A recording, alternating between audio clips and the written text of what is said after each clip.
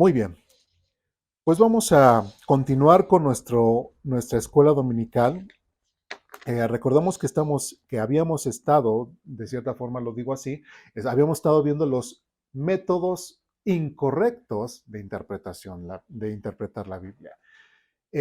Con lo último que vimos fue la semana antepasada, y la semana pasada vimos ese debate entre Jesús y Satanás. Vimos cómo Satanás interpretaba la Biblia, cómo sacaba los textos fuera de su contexto y los aplicaba a su persona de una forma completamente incorrecta. Vimos cómo, por el otro lado, el Señor Jesucristo le respondía de igual forma con textos de la Biblia, pero a él sí se le aplicaban, no se salía fuera de su contexto y sobre todo sí tenían una aplicación en su contexto y en el ahí y ahora del Señor Jesucristo.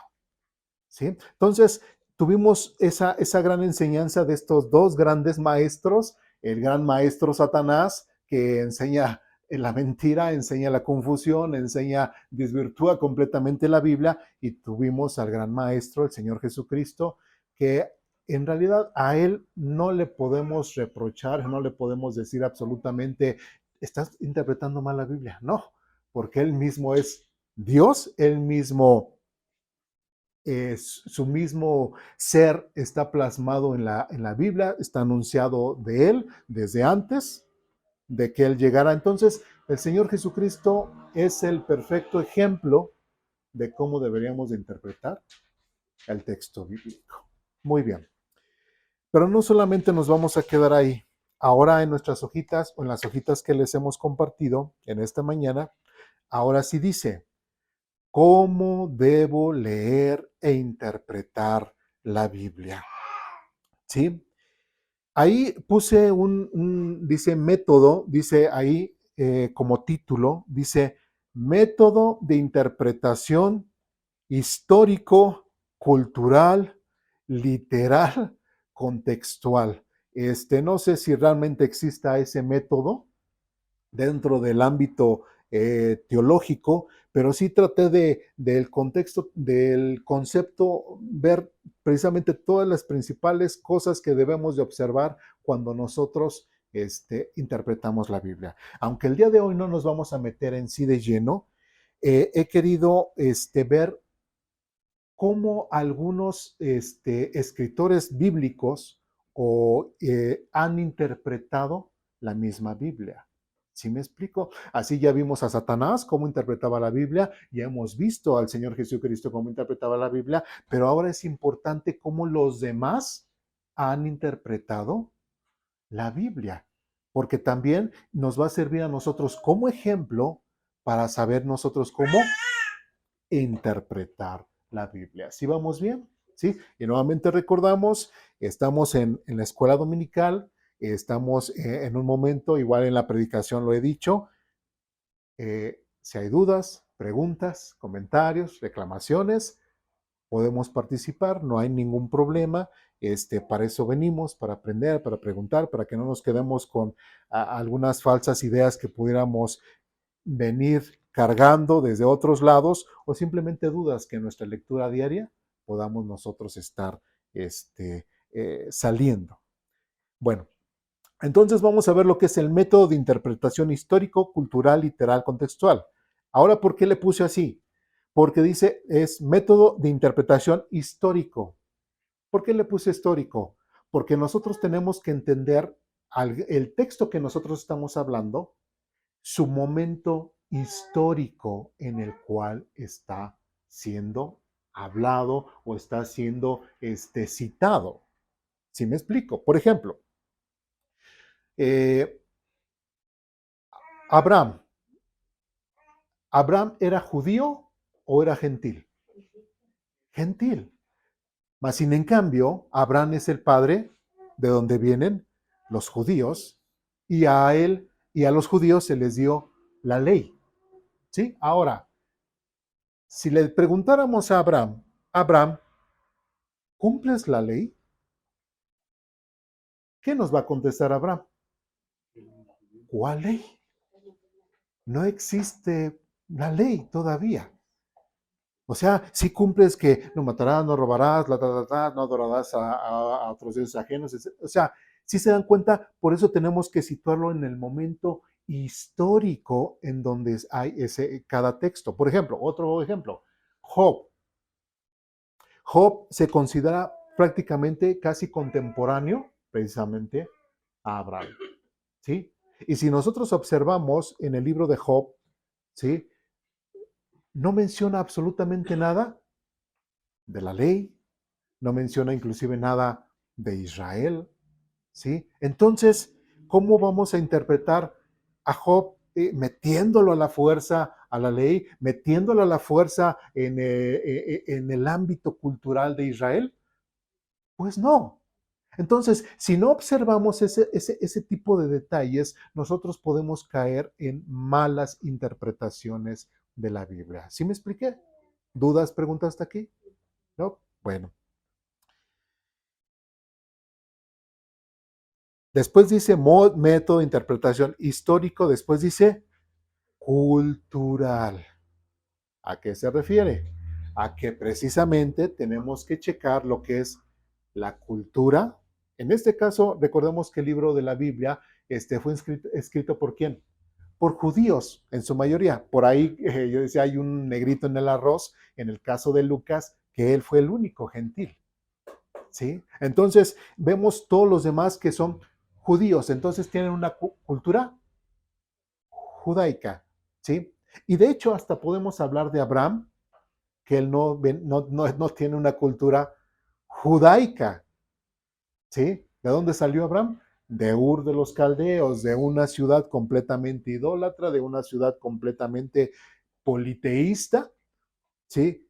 De donde Dios lo llama, pero tenemos que entender esa cultura. Por ejemplo, eh, cuando sale el pueblo de Israel en el Éxodo, recordemos que Miriam o María, la hermana de Aarón y de Moisés, agarran estos como los panderos y empieza un canto, ¿sí? Y empiezan a alabar a Dios. Y las mujeres la siguen. Pregunta, ¿de dónde sacaron el pandero? ¿De dónde habían salido? De Egipto. Entonces el uso del pandero, ¿de dónde viene? De Egipto. Se puso en su cultura. ¿Sí me explico? Entonces, ese tipo de cosas también las tenemos que ir observando. ¿Sí? Hay cosas que inclusive el pueblo de Israel, y es triste mencionarlo de esta forma, que Dios ha dicho una cosa o que el hombre tiene que ser de cierta forma, pero en su cultura, como pueblo, como nación, Israel ha hecho otra cosa completamente diferente. ¿Sí? Entonces él empieza a formar su propia cultura. ¿Sí? Y creo que en la predicación vamos a mencionar un poco más en cuanto a esto. ¿Sí? Entonces, es importante que nosotros notemos también la parte cultural de Israel. Ahora, nosotros somos mexicanos, ¿no? Comemos chile, comemos tacos, comemos todo. Y no vamos a pensar que el pueblo de Israel también come tacos, come chile, o sea, somos unas culturas completamente diferentes. Y cuando nosotros leemos el texto, habrá cosas que no entendamos. ¿Por qué? Porque son netamente culturales dentro del pueblo de Israel. ¿Sí? A diferencia de nosotros. O inclusive cuando veamos cómo el pueblo de Israel interactúa con otras naciones, como con Babilonia, como con los asirios, con los filisteos, etcétera, vamos a ver que inclusive hay diferentes formas de su cultura, ¿sí? Diferentes formas, inclusive y netamente en la adoración a su Dios o a sus dioses en el caso de los que no son judíos. Entonces es importante notar ese detalles culturales en la Biblia. Parte de este método dice cultural, dice literal. Y ahorita lo vamos a ver un poco más a detalle con el tema de los versículos que vamos a ver. ¿Eso qué quiere decir? Que las cosas las tenemos que entender tal y como lo están diciendo en la Biblia. Y lo quiero conjuntar con lo que dice literal, contextual. ¿sí? Porque a veces sí podemos decir, ay, mira, ahí está, exactamente es literal, pero tienes que entenderlo también de una forma contextual. Ya hemos visto lo importante que es el contexto. Sí recuerdan ese tema. ¿Sí? Entonces, es importante que nosotros también chequemos ese tipo de cosas que sean literal, contextual a lo que al tema o al texto que estamos viendo. Bueno, como parte de la introducción del tema, vamos a seguir en nuestras hojitas y el siguiente párrafo dice lo siguiente. Este método de interpretación es aquel que se da a cada palabra el mismo significado básico y exacto que se le daría en su uso normal, ordinario, acostumbrado, bien sea empleado en escrito, al hablar o al pensar. ¿Sí? Siempre doy el tema de que si yo digo mi esposa va a dar a luz, o sea, no quiere decir que de repente mi esposa se va a prender como un foco. ¿Sí me explico? También tenemos la expresión por ahí, mucha gente, bueno, sobre todo los jóvenes dicen, es que me movió el tapete. ¿Qué queremos dar a entender con que me movió el tapete?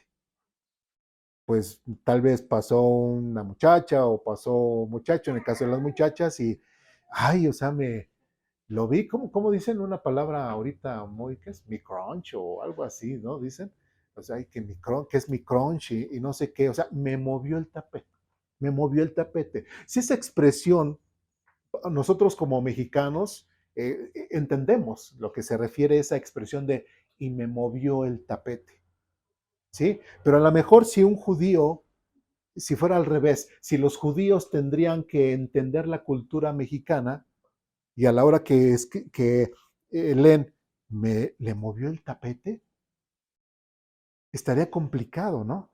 Porque ellos no tendrían ese contexto cultural, ese contexto de palabra, ese contexto de expresión que nosotros sí utilizamos. ¿Sí me explico? Pero dentro del judaísmo, ya lo he dicho otras veces, tiene ese tipo de formas, ese tipo de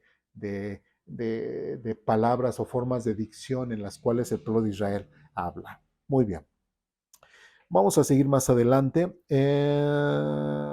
¿Dónde me quedo acostumbrado? Bien sea empleado escrito, al hablar o al pensar. Dice que todos los significados secundarios de documentos, parábolas, tipos, alegorías y símbolos también serán interpretados en su sentido natural. Este método es el único obstáculo y seguro para las imaginaciones del hombre.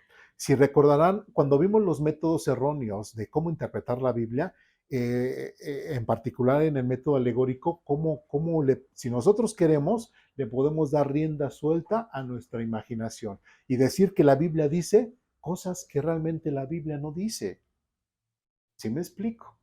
Entonces, cuando dice aquí que este método del cual estamos haciendo referencia, es el único obstáculo cuerdo. ¿Por qué ese obstáculo cuerdo? Porque es conforme a la lógica, conforme al sentido natural de las palabras y de los conceptos. Dice el único obstáculo cuerdo y seguro para las imaginaciones del hombre. En otras palabras, ya cuando una persona empieza a interpretar la Biblia de una forma que realmente dice, oye, a ver, espérate, el texto dice esto y tú te estás como que yendo casi, casi junto con Pablo al tercer, cuarto, quinto, sexto, séptimo cielo. Y eso no puede ser posible. ¿Sí me explico? Tenemos que sentarnos y la Biblia no dice más de lo que dice. Inclusive, tanto Apocalipsis como en otras partes de la Biblia, los mismos autores dicen que no van a decir más de lo que no está escrito en la Biblia. ¿Sí me explico? Solamente si la Biblia dice eso, la Biblia dice eso. Escuchaba un teólogo y más bien judío y decía, el idioma en el hebreo así como está la Biblia, nosotros como judíos, dice él, somos muy escuetos. ¿Sí? Somos muy escuetos y, por ejemplo, empieza a hablar de Abraham y Abraham es esto y le habló Dios y todo, y ya de repente ya Abraham está en la tierra prometida, digo, así y Dios le dice y esta te la daré y todo, el mismo capítulo 12, 13, etcétera, adelante. Así, escueto. Nosotros quisiéramos más detalles, ¿no? Nosotros quisiéramos, oye, pero ¿cómo fue? ¿Por qué saliste de Ur, de los caldeos? ¿Qué fue lo que te motivó? ¿Cómo escuchaste la voz de Dios? ¿Cómo te habló Dios? O sea, todo eso.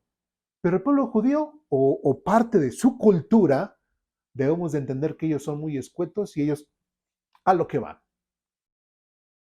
¿Sí me expliqué? ¿Sí? Y algunos dicen, no, pues, por ejemplo, bueno, y dice, y Abraham era de cierta forma esto, le creyó a Dios y ya, se acabó. ¿Sí? Pero si hubiera sido tal vez un literato o alguien que le escribe libros y todo, al cual Dios usara para narrar la historia de Abraham, ese versículo, esos dos versículos que nosotros vemos en la Biblia, ahí le haría libros y libros y libros y libros y libros.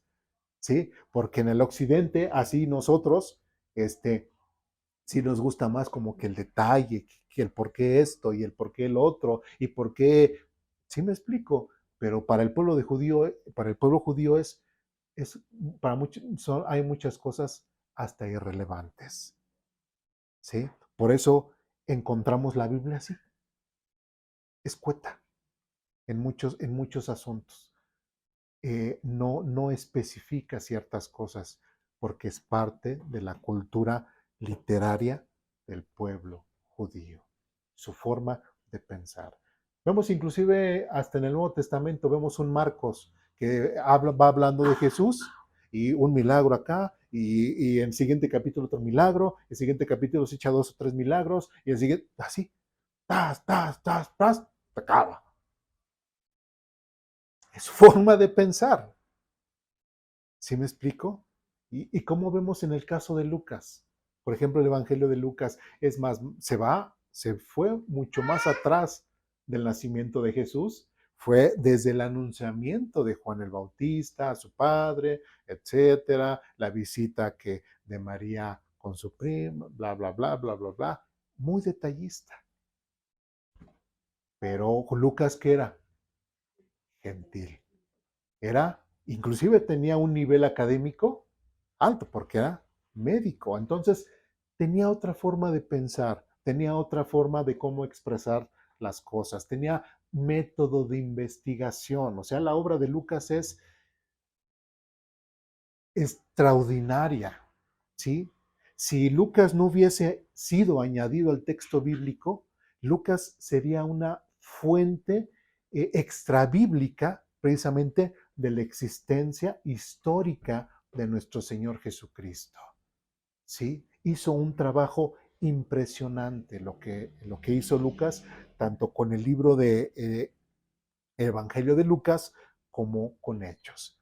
¿Sí? Entonces, tenemos que notar ese tipo de cosas. Entonces, recordemos que, bueno, este obstáculo o método nos ayuda a estar seguros para limitar de cierta forma las palabras o las interpretaciones que la gente pudiera hacer y que nosotros no caigamos en ciertas falsas o malas enseñanzas. ¿Y vamos hasta aquí? ¿Sí? Espero que no se me estén aburriendo o estén así porque a lo mejor estoy hablando cosas técnicas, pero es importante que las sepamos porque es parte de cómo nosotros podemos interpretar nuestra Biblia. Y si pasamos por alto muchas de estas, ya al rato vamos a hacer nuestra secta, al rato vamos a hacer nuestra forma de pensar diferente y de eso no se trata. Bien. O que nos engañen, exactamente. ¿Sí? Bueno. Siguiente párrafo dice lo siguiente. Por cuanto Dios dio su palabra como revelación al hombre, es de esperarse que su revelación fuese dada en términos tan exactos y específicos, que sus pensamientos fuesen comunicados y comprendidos con exactitud, cuando fuesen interpretados de acuerdo con las leyes de la gramática y la dicción. Y les voy a poner un ejemplo, solamente se los voy a comentar, no vamos a ir al texto bíblico. Cuando, cuando Jesús, después de que resucita Jesús, va caminando junto con Pedro, ¿sí? Y le dice Jesús a Pedro, Pedro, ¿me amas? ¿Sí? ¿Qué palabra está utilizando? Amor, ¿sí? Y Pedro, ¿qué le contesta? Sí, Señor, tú sabes que te quiero. En el griego así dice, en la versión 60 lo menciona, sí, Señor, tú sabes que te amo. No hace esa diferencia, ¿sí? Pero lo que es en el texto griego sí hace esa diferencia. Y Pedro hace esa diferencia. Entiende lo que es la palabra amor y entiende lo que es la palabra te quiero, ¿sí? Inclusive, igual, por ejemplo, entre parejas, ¿sí? Si yo le digo a mi esposa, te amo, pues ella dice, ah, sí, me ama, ¿sí? Si ella me dice a mí, te amo, ah, me ama. Pero igual si me dice, te quiero, brum, como que me da el bajón, digo, ah, ¿cómo? O sea, porque nosotros consideraríamos que un te quiero es como que abajito de amor. ¿Sí me explico? ¿Por qué? Porque estamos entendiendo y le estamos dando el valor que tiene cada palabra. Y en este caso con Pedro, Jesús, a la pregunta que Jesús le hace, Pedro que contesta, sí, Señor, te amo. Dice, apacienta a mis ovejas, le dice Jesús. Nuevamente, Jesús le vuelve a preguntar a Pedro, Pedro, ¿me amas? Y pues otra vez Pedro dice, Señor, tú sabes que yo te quiero, ¿sí? Y otra vez Jesús dice, apacienta mis corderos, etc. Otra vez, tercera vez, Jesús le vuelve a preguntar a Pedro, Pedro, ¿me amas? Y dice el texto que pues se sintió incómodo Pedro, se sintió triste de que Jesús le preguntara la tercera vez que si lo amaba. ¿Y qué contestó Pedro? Dice, Señor, tú lo sabes todo, tú sabes que te quiero y todo. Pero ¿qué podemos ver en ese texto? Que Pedro estaba siendo sincero y honesto con el Señor Jesucristo. ¿Sí? A lo mejor todavía su aprecio para con el Señor Jesús solamente era eso y no llegaba al nivel de amor, ¿sí? Que el Señor Jesucristo le estaba pidiendo. Y que esas personas que de repente dicen es que de repente se acercan a la iglesia, es que ya yo amo al Señor, que así. O sea, recordemos que Dios es una persona, Jesucristo es una persona, ¿sí? Y sí podemos llegar a ser demasiado emocionales y que así de primeras a primeras digas, ay, sí, yo lo amo. Yo, ni el Señor Jesucristo te va a creer eso. ¿Sí me expliqué? Digo, no dudo que pueda existir ese verdadero amor o ser honestos con Dios, ¿sí? Pero a veces, hasta con las personas, decimos, ah, mira, hasta decimos, ah, mira, tu amigo te vino a ver. Yo, no, no es mi amigo, nada más es mi compañero de trabajo, nada más es mi compañero de escuela. Hasta en eso hacemos una diferencia. Sí, amigo es más estrecho, más, pero compañero, pues ya, o sea, hasta puedo decir el perro es mi compañero, ¿no? De camino y todo. ¿Sí? Entonces, ese tipo de cosas son las que tenemos que observar en la Biblia y darle su peso y su significado tal y como es, precisamente como está aquí en la Biblia. Bien. ¿Dudas, preguntas, comentarios, reclamaciones hasta aquí? ¿Sí? Bueno, no tampoco estoy diciendo que cuando escuche que su esposo o su esposa le dice te quiero o me caes bien, eres bien chispa, no estoy diciendo que la ha dejado de amar, sino al contrario, simplemente a veces sí le damos ese significado a las palabras, ¿no? O a veces esa, ¿no? De que, ay, mi gordita, o ay, mi gordita, o sea, ah, entonces me estás diciendo gordo, ah, entonces me estás diciendo gorda. ¿Sí? Porque le damos el peso, el significado real de esa palabra, ¿sí me explico? ¿Sí? Bueno, pues vamos a ver algunos ejemplos de interpretación bíblica que tenemos ahí en nuestras hojitas. Vamos a Éxodo, al libro de Éxodo. Ahora sí vamos a andar de aquí para allá. Éxodo capítulo 20, versículos 24 y 25. Recordemos que Éxodo es famoso y es clave porque es precisamente donde Dios da los 10 mandamientos al pueblo de Israel, ¿sí? Éxodo capítulo 20, versículos 24 y 25. ¿Ya estamos ahí? ¿Alguien que le pueda dar lectura, por favor? Hagan un altar de tierra y ofrézcanme sus sacrificios, sus ofrendas quemadas y ofrendas de paz, sus ovejas y cabras y su ganado. Construyan un altar donde yo determine que recuerden mi nombre y allí me presentaré ante ustedes y los bendeciré. Si usan piedras para construir un altar, que sean piedras enteras y en su forma original. No den forma a las piedras con ninguna herramienta, pues eso haría que el altar fuera indigno de su uso santo. Muy bien. ¿Qué es lo que está estableciendo ahí el Señor Dios de Israel en Éxodo capítulo 20, 24, 25? En especial el 25 dice, si usan piedras para construir un altar, que sean piedras enteras y en su forma original. No den forma a las piedras con ninguna herramienta, pues eso haría que el altar fuera indigno de un solo, de un uso santo. O sea, sí, sacamos, vamos a hacer el altar, no sé de dónde vayamos a sacar las piedras, así tal y como es. Nada de que, ay, es que ese está medio cuadrante, córtale ahí para que ya en bonito. No. Si hacía eso el pueblo de Israel, ya esa piedra o ese altar ya no valía. ¿Por qué? ¿Sí? Porque ese altar era así como Dios hizo las piedras, tal y como Dios formó las piedras.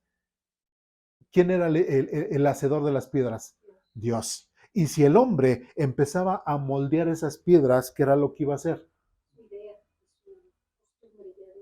Sí, iba a ser el trabajo, el esfuerzo del hombre, y Dios no le interesa el trabajo ni el esfuerzo del hombre en ese sentido en cuanto a la adoración.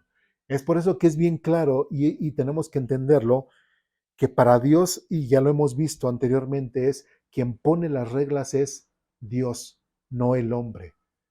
¿Sí? Quien pone la forma en cómo lo vamos a buscar y cómo lo vamos a adorar es Dios, no el hombre. ¿Sí me explico? ¿Sí? Bueno, más adelante, ahora vamos con en el libro de Josué. ¿Cómo interpretó Josué este pasaje? Josué capítulo 8.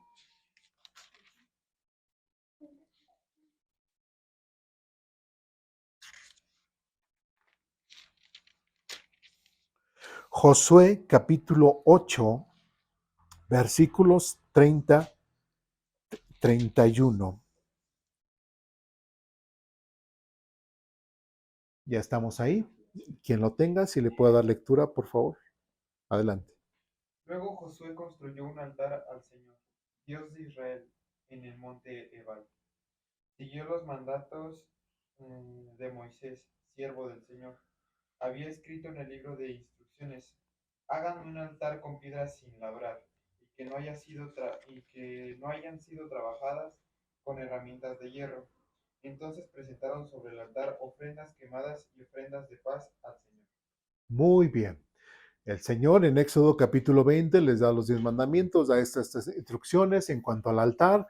Pasa 40 años, se muere Moisés, sigue el pueblo de Israel, nuevamente el pueblo de Israel hace un pacto de renovación para con Dios aquí en el libro de Josué. Y versículo 31 dice muy claro, siguió los mandatos que Moisés, siervo del Señor, había escrito en el libro de instrucción, haciendo Josué referencia a qué?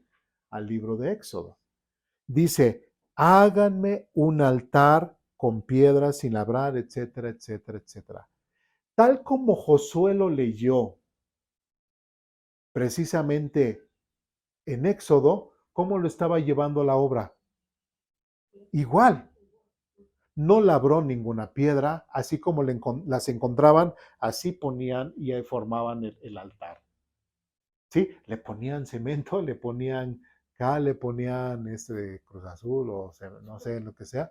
No le ponían nada, puras piedras. Y así formaban el altar y así ofrecían los sacrificios. ¿Sí? Aquí pudo haber Josué espiritualizado, imagínense diciendo, no, pues es que Dios sí lo dijo así, pero la verdad es que tiene que ser de esta forma. No. ¿Cómo lo plasmó Dios en Éxodo y cómo lo estaba interpretando Josué? Tal y como Dios lo dijo. Si Dios dice que algo es rojo, no es blanco, no es verde, no es amarillo, es rojo. ¿Sí me explico? ¿Sí? Y son las cosas que nosotros tenemos que ver en la interpretación de la Biblia y también entenderlas y aprenderlas y aceptarlas. ¿Sí? Porque igual, y esto son cosas sencillas, ¿sí? Pero si en la Biblia me dice que yo estoy mal en cierta actitud que yo estoy cometiendo, ¿qué es lo que tengo que hacer? Pues aceptar que estoy mal delante de Dios y que tengo que cambiar esa actitud. ¿Sí? Si no lo hago de esa forma, pues simplemente así como en el caso de las piedras, no me sirven. ¿Sí? Y si yo no cambio ese tipo de actitudes en mi vida, pues también tú dejas, tú no dejas que Dios sobre en tu vida. ¿Sí me expliqué? Bueno. Siguiente texto. ¿Dudas, preguntas, comentarios, reclamaciones hasta aquí? Ahorita me sentí como el de muegan los cacahuates, chicles, pero no. ¿Sí me expliqué? Bueno, vamos al libro de Deuteronomio, capítulo 24.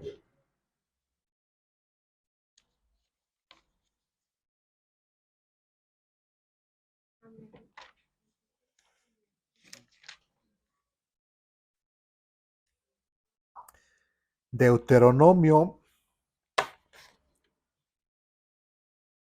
capítulo 24, versículo 16. ¿Ya estamos ahí? Quien lo tenga, si le puede dar lectura, por favor. Los padres no deben morir por los pecados de los hijos, y los hijos deben morir por los pecados de los padres. Los que merezcan la muerte serán ejecutados por su propio delito. ¿Qué está diciendo? Aquí en el libro de Deuteronomio, segunda repetición de la ley, dice que los padres no deben morir por los pecados de los hijos. Dice también, ni los hijos deben morir por los pecados de los padres. Dice, los que merezcan la muerte serán ejecutados por sus propios delitos. ¿Esto qué quiere decir? Que cada quien es responsable de sus actos. ¿Sí? Imagínense, estamos hablando de que Dios es justo, ¿cierto? No, estamos hablando acerca que también Dios es misericordioso, es amor y todo, pero algo que no debemos de olvidar es de que Dios es justo. Y no es justo que un padre sufra por las consecuencias de un mal hijo, ¿sí? Pero que también un hijo no sufra las consecuencias de un mal padre. ¿Sí me explico? Porque si Dios lo permitiera, habría que completa injusticia. ¿Sí me explico?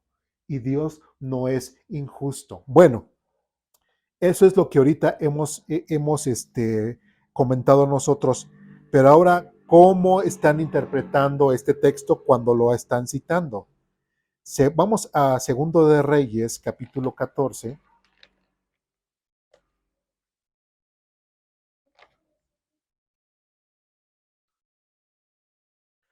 Segundo libro de Reyes, capítulo 14, versículos 5 y 6. Ya estamos ahí. ¿Sí? Quien lo tenga, si le puede dar lectura, por favor. Cuando Amasías se afianzó en el trono, ejecutó a los Funcionario. funcionarios que habían asesinado a su padre. Sin embargo, no mató a los hijos de los asesinos porque le obedeció el mandato del Señor, que Moisés había escrito en el libro de la ley. Los padres no tienen que morir por los pecados de sus hijos, ni los hijos deben morir por los pecados de sus padres. Muy bien, Los que merezcan la muerte serán ejecutados por sus propios delitos. así es. Aquí vemos a Amasías, que estaba vengando precisamente la muerte de su padre. Y cómo lo dice, cuando Amasías se afianzó en el trono, ejecutó a los funcionarios que habían asesinado a su padre. Y normalmente esos en los reinos era muy común. Inclusive hasta los hijos que había tenido el anterior, en algunas culturas, no estoy refiriéndome al pueblo de Israel, en algunas otras culturas, pues era un matadero de hijos. ¿Sí? Precisamente para evitar que en el futuro se levantaran en contra de ellos. Entonces, bueno, no en sí no era el caso, pero sí habla acerca de que ejecutó a los funcionarios que habían asesinado a su padre. Y esos funcionarios que habían asesinado a su padre, pues eran responsables de ese acto de asesinato en contra de su padre. Pero después en el versículo 6 dice, sin embargo, no mató a los hijos de los asesinos porque obedeció el mandato del Señor. Ahora, veamos lo que está haciendo Amasías. Él pudo haber sentido rencor y enojo, no solamente con las personas que lo mataron, sino también con sus hijos y con sus hijas y hasta con el perro. ¿Sí? ¿Y cómo actúa Amasías? ¿Sí? Conforme a la justicia de Dios, como lo acabamos de decir, conforme al mandato de Dios. ¿Sí? No dejó que su forma de sentir, que su forma de pensar fuese influido, sino inclusive fue para él un freno. ¿Sí? Porque si nosotros dijéramos, bueno, Señor, ¿qué es lo que quieres para mi vida? Ayúdame a tomar esta decisión. Imagínense a Amasías, Señor, ¿qué debo de hacer? ¿Mato solamente a estos que mataron directamente a mi padre y también mato a sus hijos? ¿Qué hago? ¿Sí? Y él, si nos imaginamos la escena, debió haber estado encolerizado y molesto. Ya los tenía ahí. ¿Sí? Porque igual pudo haber pensado, y es que ellos van a ver que voy a matar a sus padres, ¿sí? Y ellos igual más después van a levantarse y se van a ir contra mí, que también en muchas culturas hacían esa técnica, ¿no? Pero en este caso, ¿qué fue lo que hizo Amasías? Se doblegó ante la voluntad de Dios, se doblegó a lo que el texto decía y él dijo, Dios es justo, yo quiero seguir la justicia de Dios, ¿sí? Tal vez yo sienta algo completamente diferente, pero Dios quiere que yo sea así. Y solamente me voy a someter a lo que Dios quiere que yo haga. Y me voy a comportar como Dios quiere que yo me comporte. No conforme a mi criterio, no conforme a mis emociones del momento, sino conforme a la palabra de Dios. Y dice nuevamente, sin embargo, no mató a los hijos de sus asesinos porque obedeció el mandato del Señor que Moisés había escrito en el libro de la ley.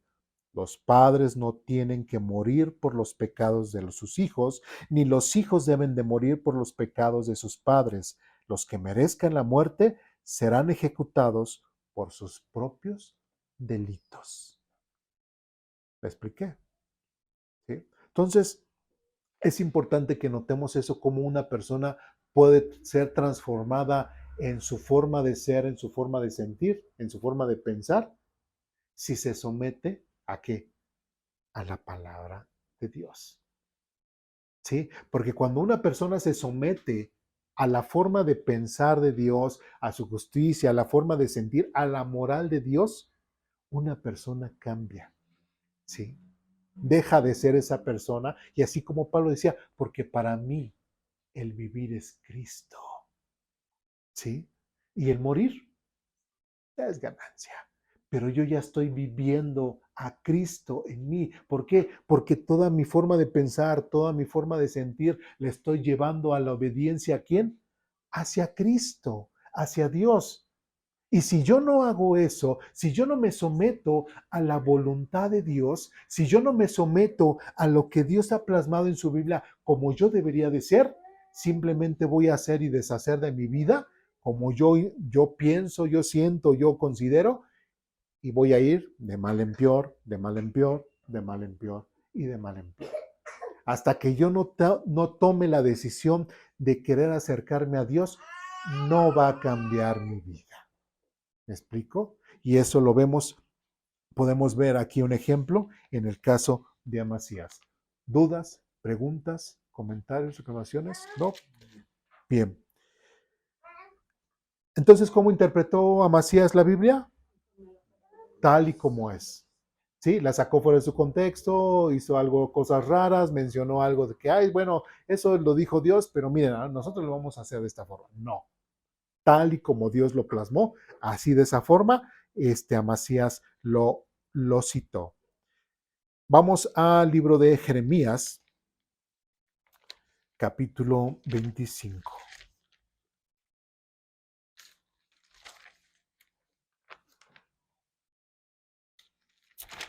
Isaías, Jeremías es uno de los profetas mayores, así catalogado.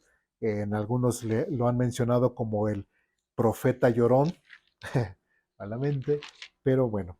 Jeremías, capítulo 25, versículos 11 y 13. Del 11 al 13. Quien lo tenga, si le puede dar lectura, por favor. Toda la tierra se convertiría en una desolada tierra baldía. Israel y las naciones vecinas servirían al rey de Babilonia por 70 años. Entonces, después que hayan pasado los 70 años de cautiverio, castigaré al rey de Babilonia y a su pueblo por sus pecados, dice el Señor. Haré del país de los babilonios una tierra baldía para siempre. Traeré sobre ellos todos los terrores que prometí en este libro, todos los castigos contra las naciones anunciadas por Jeremías. Muy bien. Jeremías fue un profeta que vivió precisamente parte de ese exilio donde se llevaban precisamente al pueblo de Israel. ¿Sí? A él le tocó ver toda esa situación. Y es ahí donde sale Jeremías y empieza a anunciar y a hablar de todas estas cosas. ¿Sí? Y menciona, en especial el versículo 11 dice, toda la tierra se convertirá en una desolada tierra baldía. Israel y las naciones vecinas servirán al rey de Babilonia por ¿cuántos años? 70 años, o sea, da una fecha.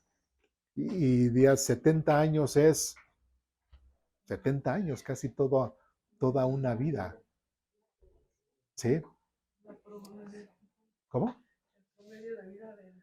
Sí, imagínense, todo, y las personas que habrán nacido al principio del cautiverio, llegaron a Babilonia, nacieron en Babilonia y hasta murieron en Babilonia, ¿sí? Del pueblo de Israel. Por eso, no recuerdo, se me fue el profeta que inclusive decían, cuando iban a ser llevados, ¿qué decía? Dios a través del profeta le decía al pueblo de Israel, te van a llevar, casi, plántate ahí, busca cosecha, trabaja ahí, despreocúpate, y yo ahí te voy a bendecir. Yo ahí voy a estar contigo. ¿Por qué? Porque no van a regresar antes de los 70 años. ¿Sí? No va, ni aunque me oren, ni aunque lo que sea, van a regresar antes. Yo establecí 70 años y 70 años el pueblo de Israel iba a estar en Babilonia. ¿Sí? ¿Por qué? Porque Dios quería, no, porque Dios estaba disciplinando a su pueblo Israel que se había portado, ¿qué? ¿Mal o bien? Mal. O sea, Dios no hace las cosas porque sí, como dicen. Dios no hace las cosas porque, ay, mira, ese pueblo, mi pueblo Israel, me gusta cómo sufre. Todo lo contrario. ¿Sí? El pueblo de Israel es el que sufrió por su propio gusto, conociendo la Biblia, conociendo lo que Dios sabía, conociendo lo que Dios quería de ellos, ellos simplemente dijeron, no nos importa lo que Dios dice, no nos importa su palabra, no me importa Dios. ¿Sí? Y Dios dice, pues ¿qué crees?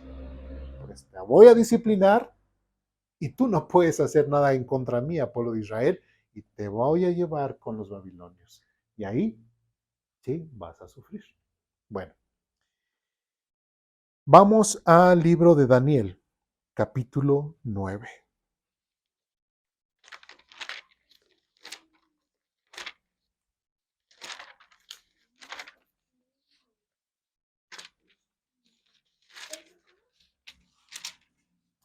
Libro de Daniel, capítulo 9, versículos del 1 al 3. Y bueno, y después nos saltamos al versículo 19, pero ahorita vamos a leer Daniel 9 del 1 al 3. ¿Ya estamos ahí? ¿Sí? Por favor. Era el primer año del reino de Darío, el Medo, hijo de Ahasuero, quien llegó a ser rey de los babilonios. Durante el primer año de su reinado, yo, Daniel, al estudiar la palabra del Señor, según fue revelada al profeta Jeremías, aprendí que Jerusalén debía quedar en desolación durante 70 años. Así que dirigí mis ruegos al Señor Dios en oración y ayuno. También me puse ropa de tela áspera y arrojé ceniza sobre mi cabeza. Muy bien. ¿Sí? El profeta Daniel precisamente fue uno de esos jóvenes que sí fue llevado precisamente con los babilonios. ¿Sí? Fue seleccionado y bueno, ya veremos más adelante acerca del profeta Daniel. Pero algo interesante, fíjense cómo para Daniel ya existía el libro de Jeremías. Aún a pesar del exilio, aún a pesar de lo que el pueblo de Israel estaba pasando, cuando ya vieron las de, como dicen, ya viendo todo oscuro y en la tormenta, mucha gente que sí empezó a buscar a Dios. ¿Sí? Sí empezó a buscar a Dios y empezó por ejemplo, el caso de Jeremías, cuando vieron que, caray, lo que Jeremías predijo se cumplió, sí dijeron, pues Jeremías entonces sí es profeta de Dios, porque se cumplió. Y si nosotros leemos en Jeremías, bueno, los que ya han leído Jeremías, pues todos querían matar a Jeremías y no lo consideraban como como profeta de Dios. Preferían a otros profetas que decían otras barbaridades, pero a Jeremías no. Y por eso le decían Jeremías el profeta llorón, porque pues lamentablemente a Jeremías le tocó ver toda la calamidad que le iba a suceder al pueblo de Israel. ¿Sí? Bueno, entonces Daniel dice que al estudiar la palabra del Señor, según fue revelada al profeta Jeremías, aprendí que Jerusalén debía quedar en desolación durante 70 años. Así que dirigí mis ruegos al Señor. Bueno, ya habían cumplido Daniel como joven, bueno, fue llevado al exilio, se cumplieron los 70 años y llevaban casi como que llevaban los años contados. Imagínate, y ya llevamos un año de esos animosos, ¿no? Bueno, por lo menos ya falta menos, ¿no? Faltan 69. Y al siguiente año, ¿no? Bueno, por lo menos ya falta menos, ¿no? Y así, año con año, año con año, la cuenta regresiva. Llega el profeta Daniel, escudriñando, el profeta Jeremías, y dice, 70 años se cumplieron. ¿Sí? 70 años. Pregunta, ¿cómo está interpretando Daniel el profeta Jeremías en cuanto al número de años? ¿Literalmente? ¿O está diciendo, pues bueno, Jeremías dijo 70, pero pues a lo mejor pueden ser muchos más, a lo mejor pudieron haber menos, no, porque pues ya por lo menos ya habían cumplido los 70. ¿Cómo lo hizo? Así. Por eso en las hojitas que le decíamos en los párrafos, en el párrafo anterior, ¿de qué forma estaban interpretando la Biblia? Tal y como es así. No se estaban llevando ni a lo místico, ni a lo esotérico, ni lo de... No, sino es 70 años. Es por eso que cuando en Apocalipsis habla acerca del reino milenial y en el mismo capítulo habla 1000 años, 1000 años, 1000 años como 5 o 6 veces, uno que puede pensar, ¿sí va a haber un reino milenial o no va a haber un reino milenial? O eso milenial nada más es una cantidad que nada más se da así o no. Pues ahí en la Biblia te está diciendo que es 1000 años. ¿Qué podemos pensar? Que van a ser 1000 años. ¿Sí me expliqué? Y a ver, vamos a Apocalipsis, solamente así como extra.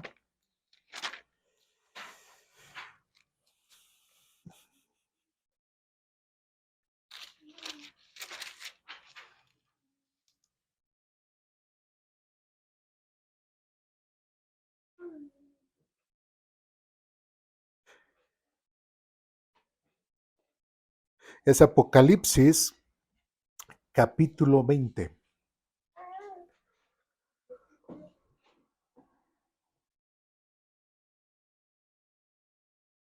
¿Ya estamos ahí? Apocalipsis capítulo 20, le voy a ir dando lectura desde el primer versículo. Dice, luego vi un ángel que bajaba del cielo con la llave del abismo sin fondo y una pesada cadena en la mano. Sujetó con fuerza al dragón, la serpiente antigua, quien es el diablo y Satanás, y lo encadenó. ¿Por cuántos? Por 1000 años. El ángel lo lanzó al abismo sin fondo y lo encerró con llave para que Satanás no pudiera engañar más a las naciones hasta que se cumplieran, ¿qué? Los 1000 años. Pasando ese tiempo, debería ser soltado por un poco de tiempo. Después vi tronos y los que estaban sentados en ellos habían recibido autoridad para juzgar. Vi las almas de aquellos que habían sido decapitados para dar testimonio acerca de Jesús y proclamar la palabra de Dios. Ellos no habían adorado a la bestia ni a su estatua, ni habían aceptado su marca en la frente o en las manos. Volvieron a la vida y renacieron con Cristo reinaron, con Cristo durante ¿cuánto? 1000 años. Esta es la primera resurrección. El resto de los muertos no volvieron a la vida hasta que se cumplieran, ¿qué? Los 1000 años. Benditos y santos son aquellos que formaban parte de la primera resurrección, porque la segunda muerte no tiene ningún poder sobre ellos, sino que serán sacerdotes de Dios y de Cristo y reinarán con él durante ¿cuántos? 1000 años. ¿Cuántas veces mencionó 1000 años en el mismo capítulo? Más, ¿no? Como cinco. Como cinco. Entonces, ¿cómo debemos interpretar? 1000 años o es que 1000 años puede ser que... No, ¿cómo lo estaba interpretando Daniel? Daniel, ¿cómo interpretó los 70 años que mencionó Jeremías? 70 años y ya. ¿Me explico? Entonces, fíjense, Daniel, después de que interpretó de que serían los 70 años, versículo 3 dice, así que dirigí mis ruegos al Señor Dios. ¿Sí? En oración y ayuno también me puse ropa de tela áspera y arrojé ceniza sobre mi cabeza. Versículo 4. Oré al Dios de mi Dios y le confesé, oh Señor, tú eres un Dios grande y temible. Siempre, fíjense, dice, siempre cumples tu pacto y tus promesas de amor inagotable con los que te aman y obedecen tus mandatos. Prácticamente Daniel estaba reconociendo como que a favor del pueblo, precisamente eso, todo su pecado. Estaba reconociendo la grandeza de Dios y le estaba diciendo que, dice, tú siempre cumples tu pacto y tus promesas de amor. En Daniel capítulo 9, versículo 4. ¿Sí? Entonces Daniel estaba recordando la forma en que era Dios y Daniel prácticamente como si estuviese preparando el corazón y la escucha de Dios para intervenir o interceder por su pueblo Israel. ¿Sí? Versículo 11 de este mismo capítulo de Daniel dice: todo Israel ha desobedecido tus instrucciones, te ha dado la espalda y ha rehusado escuchar tu voz. Versículo siguiente, dice, siguientes palabras dice: entonces ahora, a causa de nuestro pecado, se han derramado sobre nosotros las maldiciones solemnes y los juicios escritos en la ley de Moisés, siervo de Dios. Estaba Daniel reconociendo que el pueblo de Israel había sido desobediente para con Dios. ¿Sí? Y después dice, en versículo 13 al final dice: nos hemos rehusado a buscar la misericordia del Señor nuestro Dios, y al no reconocer su verdad ni abandonar nuestros pecados, por lo tanto el Señor nos ha enviado la calamidad que había preparado. El Señor nuestro Dios tuvo razón de hacer todas esas cosas porque no lo obedecimos. El profeta Daniel, en voz de su pueblo, estaba de cierta forma diciendo: Señor, prácticamente perdónanos. Reconocemos que lo que nos ha pasado es porque estamos lejos y separados de ti, y que toda esta calamidad que nos ha sobrevenido, es precisamente por habernos olvidado de ti. ¿Sí? Nos hemos rehusado a buscar la misericordia de Dios, nuestro Dios, y al no reconocer su verdad ni abandonar nuestros pecados, por lo tanto el Señor nos ha enviado la calamidad. Y de ahí nos saltamos al versículo 19, perdón. Dice: oh Señor, óyenos. Oh Señor, perdónanos. Oh Señor, escúchanos y actúa por amor a tu nombre. No te demores, oh mi Dios, porque tu pueblo y tu ciudad llevan tu nombre. Prácticamente, ¿qué le estaba diciendo o qué le estaba pidiendo el profeta Daniel a Dios? Señor, ya se cumplieron los 70 años y tú cumples tu palabra y tus promesas. Reconocemos como pueblo nuestro pecado. Reconocemos que por habernos olvidado de ti, merecíamos esta disciplina que tú nos diste. Pero si amas a tu pueblo, por favor, como dice aquí, perdónanos. Perdónanos, oh Señor, y escúchanos y actúa. ¿Sí? ¿Cómo estaba interpretando Daniel precisamente los 70 años que Jeremías mencionó? Así, literal. ¿Sí? Entonces, nosotros por eso no podemos nosotros interpretar la Biblia de una forma diferente, que no sea la forma natural. Como lo hemos dicho en los párrafos anteriores, Dios ha querido manifestarse al hombre, ha querido manifestarse a nosotros, y no va a hablar de una forma de simbologías o mensajes secretos a través de la Biblia o cosas esotéricas o cosas raras, sino Él quiere que así tal lo entendamos. ¿Sí? En hebreo, primer idioma. De hecho, parte de Daniel fue escrito precisamente en arameo, porque el pueblo de Israel, precisamente con los asirios, estaban olvidando el hebreo y estaban aprendiendo el arameo. ¿Qué idioma habló Jesucristo en el tiempo y los apóstoles? Arameo, ¿sí? No hablaban el hebreo. Normalmente eso se quedaba para los sacerdotes, sumos sacerdotes y todo, porque ya se hacía ese hebreo como el idioma sacerdotal, el idioma religioso. Pero en el común ellos hablaban arameo. Y después llegamos al Nuevo Testamento y está escrito en un griego koiné. Y ese griego koiné es el griego simple, común, que la gente humilde como nosotros hablaríamos en el caso así del español. ¿Me explico? ¿Sí? Entonces, ¿por qué? Porque Dios siempre ha querido que la gente pueda acercarse, tenga acceso a Él, ¿sí? De una forma clara y simple. ¿Sí? De hecho, está el mismo Señor Jesucristo alaba a Dios porque dice, Señor, has ocultado estas cosas a los altos, a los escribas, a los fariseos, a los que supuestamente saben. Y les has dado a conocer estas cosas a los humildes y a los simples de corazón. ¿Sí? ¿Por qué? Porque el acercarse a Dios es así acercarse uno, sin títulos, sin renombres, ¿sí?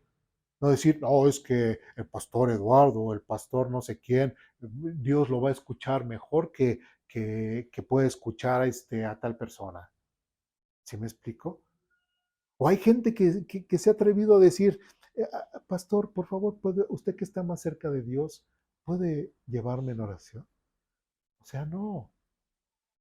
Inclusive a lo mejor si yo llego con una actitud altiva, con una actitud que no corresponde a un siervo de Dios, no me va a escuchar a mí. Y tú que vienes humillado, tú que vienes buscando realmente a Dios de una forma honesta y sincera, te va a escuchar más a ti que a mí. ¿Me expliqué? ¿Sí? Entonces, es importante que nosotros veamos este tipo de detalles en la Biblia, porque de esta forma podemos hacer una buena interpretación de la Biblia y si la llevamos a nuestra vida va a cambiar completamente. ¿Sí? ¿Dudas, preguntas, comentarios, reclamaciones? Yo quiero hacer un comentario. Bueno, ahorita ya viendo esto de Daniel, pensaba en el pueblo de Israel cuando es liberado de Egipto. Uh-huh. O sea, tomando a ver si estoy bien en este contexto, yo decía, ¿por qué se hizo rebelde si en ese momento Dios estaba cumpliendo los 40 años de esclavitud? Yo decía, bueno, a lo que voy es a esto, ¿por qué no se apegaron más a Dios, no? ¿Por qué se hicieron rebeldes si Dios estaba cumpliendo lo que ya conocían? Porque ya traían la palabra como dicen, de Abraham. Uh-huh. Después de Abraham fue Isaac, que fue su hijo, Jacob y Esaú. Entonces ellos sabían que en ese momento estaban siendo liberados, estaban cumpliéndose esos 40 años. 400 años. Perdón, esos 400, y todavía hacen todavía no tenían ni cuántos días y cometen su primer pues barbaridad, ¿no? De hacer esa estatua y todo. Yo digo, bueno, no había, hasta ahorita que ya lo de Daniel, que vi los 70 años, ¿no? Digo, no es que no tenían excusa, porque ellos estaban viviendo en ese momento una promesa que Dios estaba haciendo. Una advertencia, un anunciamiento que Dios precisamente le narró a Abraham, le dijo, y tu pueblo vivirá así. Entonces, pues sí, no era desconocido. Exacto. Para ellos. Porque yo decía, bueno, es que ellos todavía no tenían la ley, pero no, ya tenían ellos por lo menos esa tradición oral, esa del acontecimiento de Abraham y de dónde venían ellos, porque si no existe Abraham, no existe el pueblo de Israel. ¿Sí? Así es, prácticamente es hablar de los inicios del pueblo de Israel. Yo creo que se pensaron tan importantes que en su sentirse, pues, hijos al ver el poder de Dios, se volvieron tan orgullosos y ese orgullo los volvió, pues, ¿quién nos va a poder? O sea, en vez de darle alabanza y la gloria por el poder que Dios había usado se volvieron intocables, arrogantes. Se sintieron intocables, arrogantes. Porque además vieron todas las maravillas que hizo en ese momento Dios con ellos, cómo los libró del pueblo de Egipto, cómo destruyó a toda una nación poderosa. Uh-huh. O sea, era para que ellos hubieran quedado humillados y agradecidos a Dios. Sí. Porque todo lo estaban viendo, fue patente, y a veces así nosotros nos comportamos, ¿no? Vemos la misericordia de Dios, cómo está obrando en nuestras vidas, lo que está haciendo, y aún seguimos con esa arrogancia, esa altivez, desinterés. Exacto. Uh-huh. Entonces, sí, ahorita sí me cayó así, porque pues digo, yo decía, pues es que todavía no tenían la ley, no, pero ya viendo así como dices, qué bueno es conocer la historia, conocer la palabra, porque ya te centra y te dice, a ver, no puedes decir que no me conoces, porque ya tienes Abraham, es más, desde la creación que hizo Adán, ¿sí? O sea, no puedes decir, a ver, Dios no ha obrado ni ha hecho nada. ¿Sí? Entonces eso es ser desagradecido. Sí. Hay algunos hombres que inclusive han dicho, ay Dios, tú no sabes nada. O sea, ¿cómo le dices eso a Dios, no? Bueno, dudas, preguntas, comentarios, reclamaciones, no. Bueno, por cuestiones de tiempo aquí le vamos a dejar en esta hojita. No pierdan su hojita, así como el hermano que dice, chin, mi hojita se me olvidó. Bueno, pues esa, ahora sí, para la siguiente semana, no se les olvide su hojita. Bueno, pues vamos a orar para terminar.